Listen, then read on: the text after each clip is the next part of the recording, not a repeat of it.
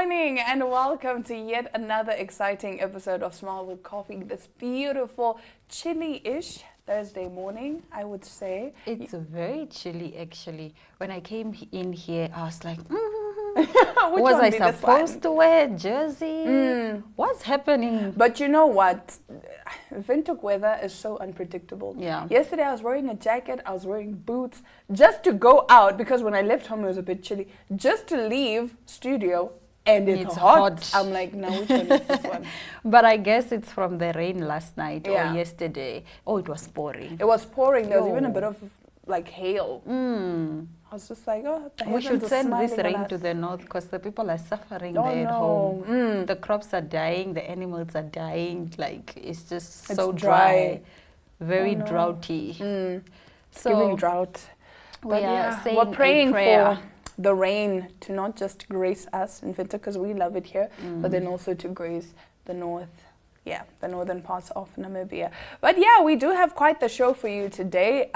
We are, of course, discussing the breaking news, which is the Diddy situation. No, Diddy. Yes, the biggest question in everyone's minds right now is, did he do it? Because all of these are just allegations.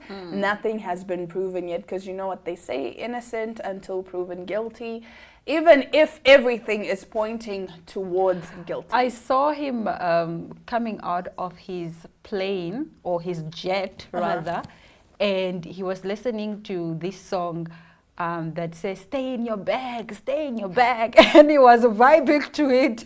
And I'm like, are you not in the biggest of troubles right now? Like, you're just happy, you're just living your best life. It's true when they say do not look like your problems. Don't look like your problems, because then the more you look like your problems, people are like, no, you're suffering. He's going through the most. He's suffering. He's definitely guilty. You know, people will say that. So he's like, you know what? Confuse the enemy. I'm vibing, living Come my on, stay life. in your bag. Stay in your bag, Chomi. Even when the haters are trying to bring you down, stay in your bag. I went on his Instagram yesterday and I saw, I'm lying. I am lying. I withdraw. No, it was Elon Musk that posted a thing that said, rest, your gains will come to you. And he said that, I saw this in my fortune cookie today. I was like, yeah, sometimes we just gotta rest, man. Yeah. Even last night I saw a tweet just randomly that says, relax, you will make it. Oh, wow. Yeah, nice. just relax. Breathe, sweetie, breathe. Yeah, just chill, bro. Yeah, like I think we're always so caught up in just chasing. Just chasing. Like, we need a little reciprocity for once. Why am I always chasing the bag? Why can't the bag chase me for once? Because you need the bag. I'll be the there bag like, doesn't need don't you. Chase me. That time I'm in slow motion. Don't chase me. But yeah, man, we'll now be taking a quick ad break. And when we get back, we, of course, dissect the Diddy story and tell you what exactly is being alleged that he did. Stay tuned. Attention kids, we have some exciting news for you. We are back, and this year we are planning on going big. So listen up. If you are in grade 3, grade 2, grade 1 or pre-primary, we are bringing your free school workbooks to you soon. This is all you need to know about where you can find your books.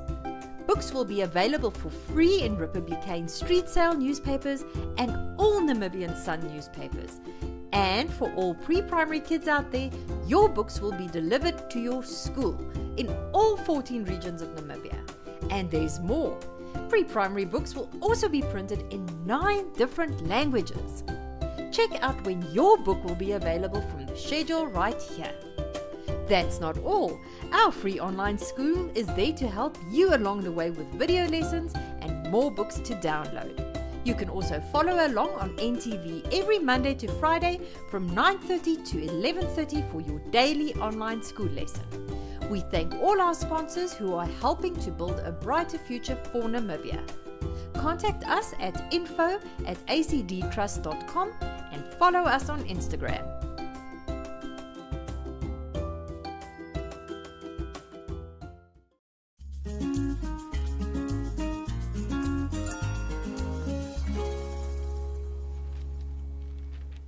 So now, of course, the story that is on everyone's minds, the story that everybody is talking about, P. Diddy. But now, Prince Harry was named in the $30 million Sean Diddy Combs sexual assault lawsuit. The Duke of Sussex has been named in a $30 million lawsuit against Sean Diddy Combs, in which the rapper is accused of sex trafficking and sexual abuse. Combs, who faces a litany of sexual assault allegations, is said to have drawn guests to his infamous parties through his VIP associations with celebrities such as famous athletes, political figures, artists, musicians, and international dignitaries like British Royal Prince Harry, according to the legal notice. The 73-page lawsuit was filed last month by record producer Rodney Jones and accuses the billionaire of being a serial sex abuser. There's no suggestion of any wrongdoing by the prince, and his name is only mentioned once in the documents as an example of a well-known celebrity associate of Combs. Both Harry and his brother Prince William were pictured with Combs and Kanye West in 2007 after the musicians performed in the concert for Diana at Wembley Stadium. In his lawsuit, Mr. Jones accuses Combs of sexually assaulting him and claims that he threw parties attended by sex workers and underage girls.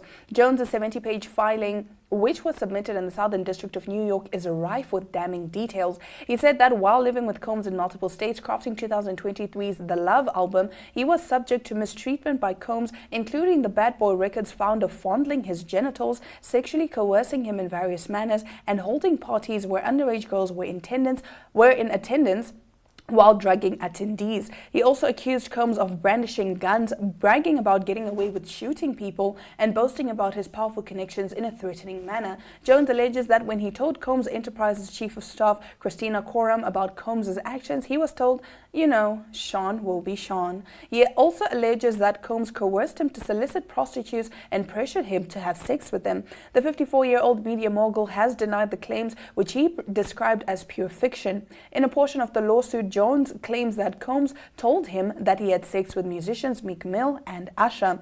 Combs is also facing lawsuits from 3 other women, while 2 of his properties in Miami and Los Angeles were searched by federal agents on Monday as part of the ongoing investigation. I definitely do believe all these allegations. Really? This is not fiction. There is no way. Like someone just woke up and was like, listen, let me tell y'all. I would have believed it if it was only one person. Yeah. Like when Cassie came out, I would have been, okay, maybe. There's like a 50-50. Yeah, but now it's Cassie, it's this, him, his Lil Rod. Yeah, Lil Rod, yeah. And then there's there's 3 other women. Mm-hmm. Nah, you did it. So there's a friend of mine that was saying to me, but why is it that these people decide that when one person comes out, then they should also just now start because talking that's about when it? they find their power.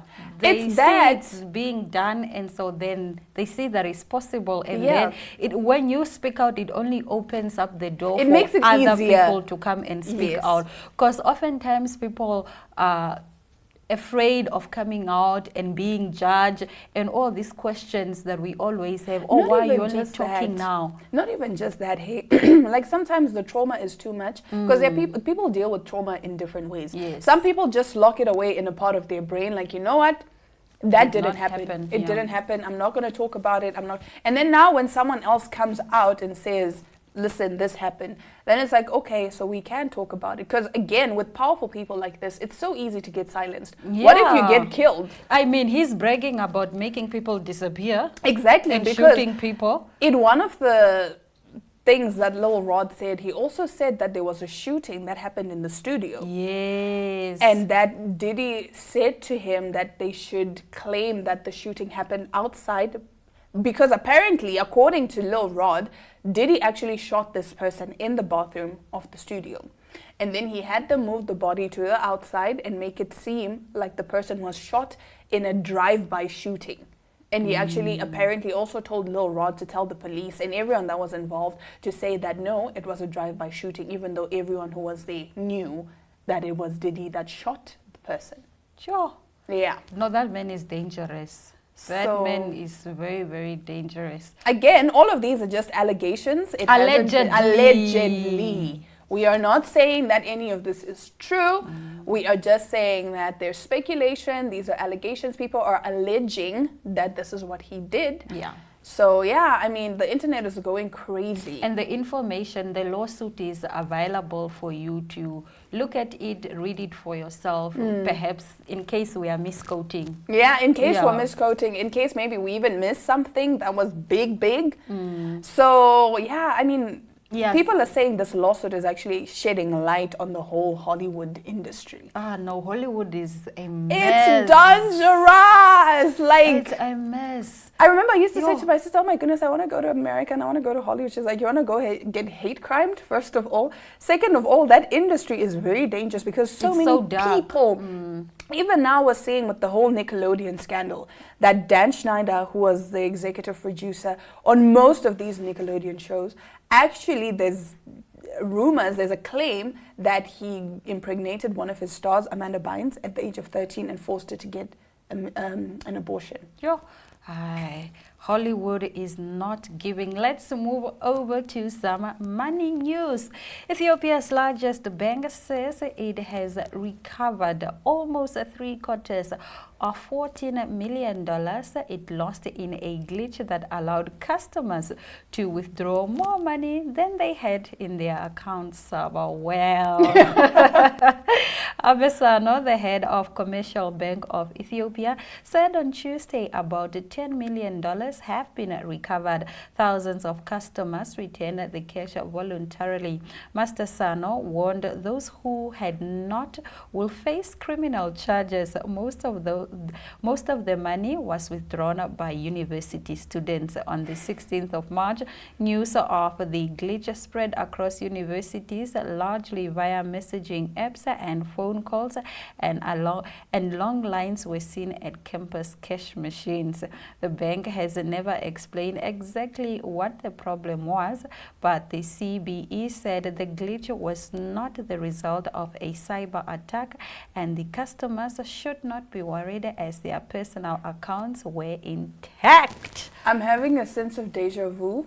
I think we've reported on a similar story last year or the year before last, where the exact same thing happened, where there was a glitch and people went and withdrew all of this. I'm pretty sure we spoke about it on Smell the Coffee. I'm not But crazy. now why are they threatening the criminal charges? That's for what? your mistake. That's your mistake. You And the made the poor mistake. students, now they are saying, come on, the students return the money voluntarily. No. Of course they would return it voluntarily If you after say, you threatened them. yeah. Like there will be criminal charges because as a student, why would I want criminal charges on? No. Like, Yo, but if it was me, I would have bought Brazilian hair immediately. I would have not have money to return. you're so real for that. You are so real for I that. would probably be in jail because I would have With nothing your to Brazilian. Now I feel you. I think for me, I would have immediately booked my flight ticket. Imagine. Immediately. Like I'd be like, okay, I need 300K. I'm gonna go withdraw 300K. Book everything. I'll face the criminal charges when I come back. I'll be like, but wait, that was my money though. Like, It's not my fault. It's not my that fault. you somehow had a glitch. exactly. Like you. The motto for 2024 is gaslight, gatekeep, and girl boss. Chores. Yes. I don't know. Like that day on campus, I would have probably eaten everything at every tuck shop. But you know what? It goes back to what I'm saying. Gaslight, gatekeep, girl boss. The first person that saw this glitch should have just kept their mouth. No, people are very generous. I know people are generous, not People me. like if I had if I went to the ATM and I got more money, I'll probably have called you. Like, Chomi, this is the tea, and then you're probably gonna call another Chomi. No, I won't. It'll stop with me. I'm where the cycle ends. I'll be like, Nah. you know what? Listen, No, it's just gonna be me. I can assure you, the excitement. I would tell my mom. I'd probably the tell my mom and my sister. excitement will That's take it. you there. Like there will be signs. Like, I'd come to work all of a sudden with a Gucci handbag, dressed in Gucci from head to toe, and you're like, Nadana, what's going on? Are I'm you like, are a real gatekeeper. I'm a gatekeeper. Like, yo, me. That's why people's secrets are safe with me, because I'm like, I know something you don't. That's just me. Me, I'll say some things. I will say something immediately. If when I see You're something, too excited. Even if I'm not, I'm just that type, I guess. Okay. I will just be, it's a trauma. And how did I tell you?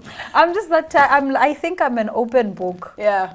Yeah. Yeah, I think you're an open book when you need to. I don't know how to explain it, because you're not someone that would just be spreading your business out there to say, hey, Chomi, you'll never believe what happened to me or whatnot. Yeah, I don't think you're that person. But anyway, that does bring us to the end of our top stories. Now, after the break, Reason Bok talks to Jemima Ndebele about his endeavor to Germany, where he represented Namibia and showcased one of his first film projects. Stay tuned.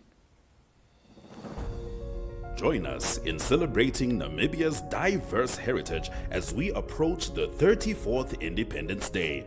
Namibia Media Hub and Capricorn Group of Companies present a unique celebration this year, emphasizing positivity and patriotism. Share your sentiments about our country, focusing on peace and stability. NMH's newspapers will showcase selected positive messages in the lead up to Independence Day, forming a vibrant mosaic of national pride. The 10 most uplifting messages will each win a cash prize of 1,000 Namibian dollars. Send your message easily by scanning the QR code or WhatsApp #Unite Namibia to 085 785 6231. #Unite Namibia 34.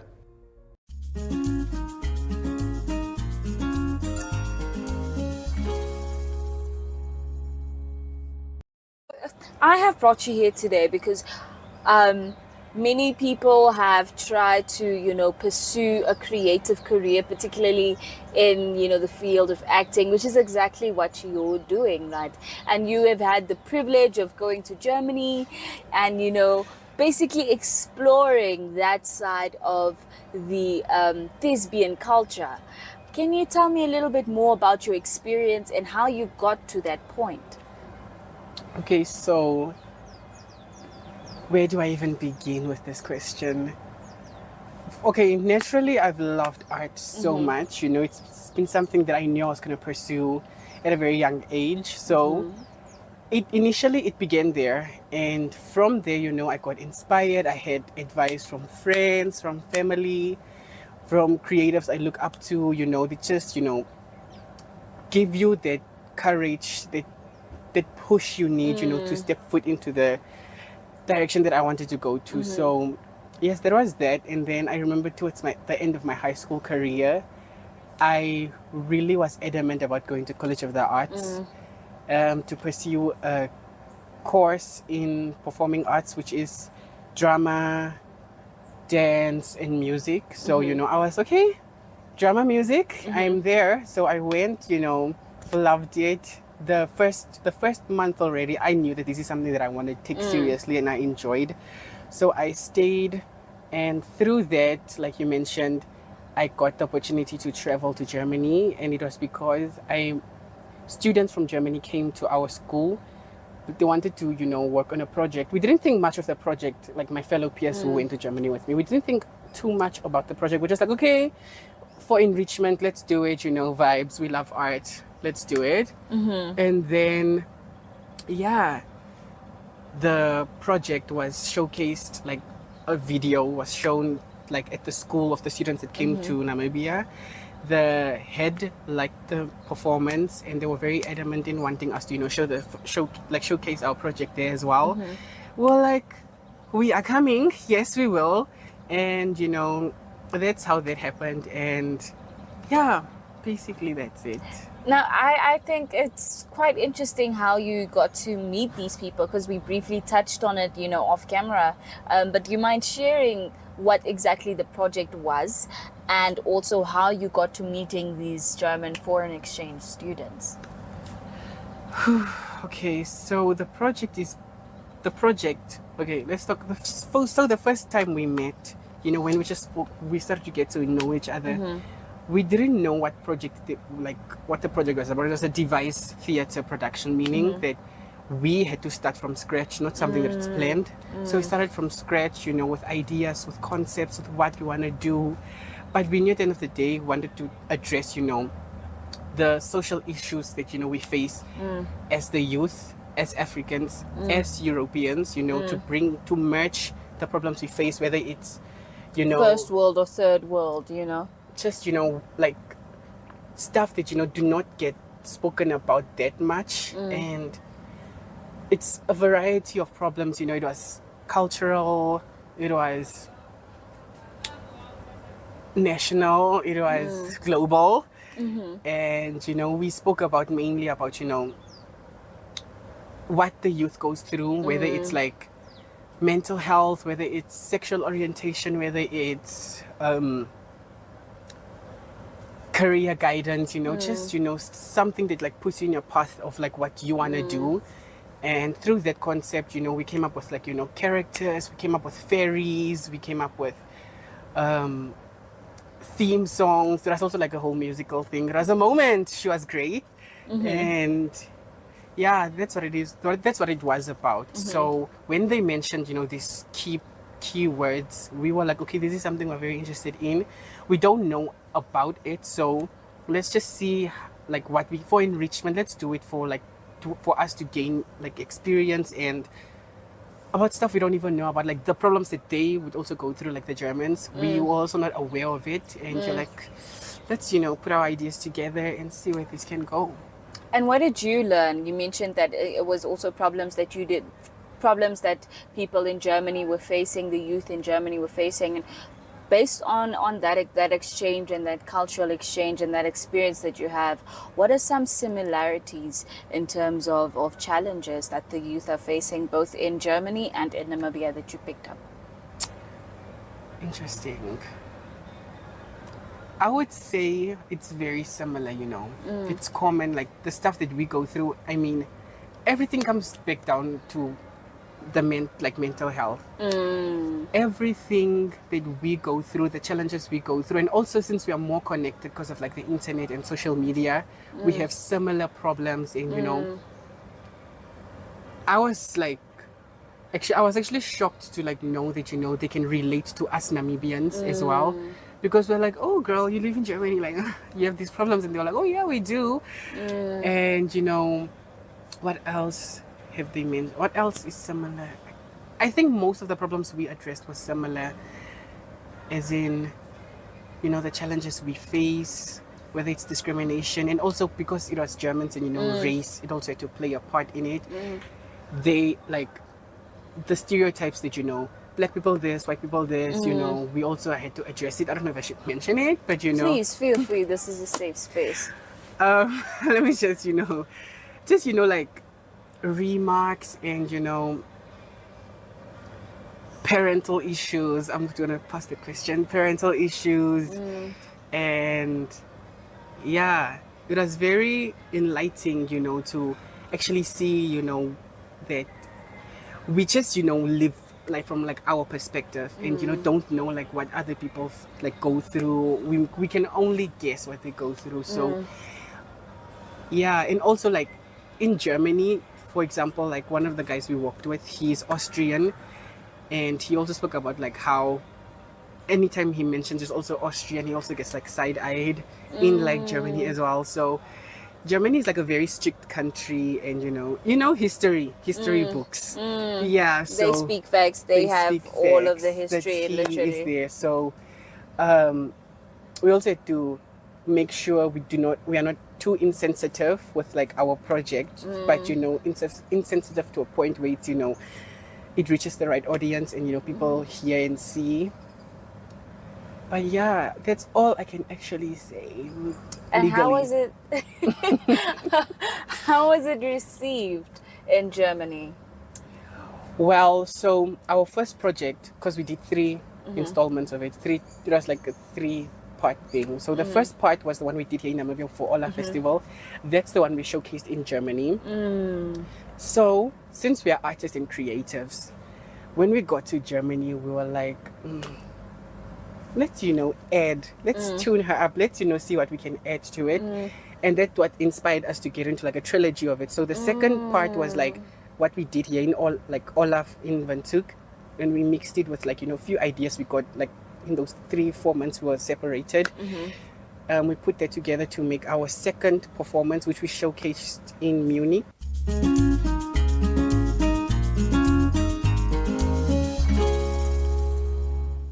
the time has come for us to say our goodbyes, but fear not, even though tomorrow is a holiday, we will be here entertaining you even on Monday as well, so that you can enjoy the Easter weekend properly with your favorite girls, Diana Master and Aina Reza Koyo. Thank you so much for watching Smell the Coffee. We'll see you again tomorrow. Until then, bye.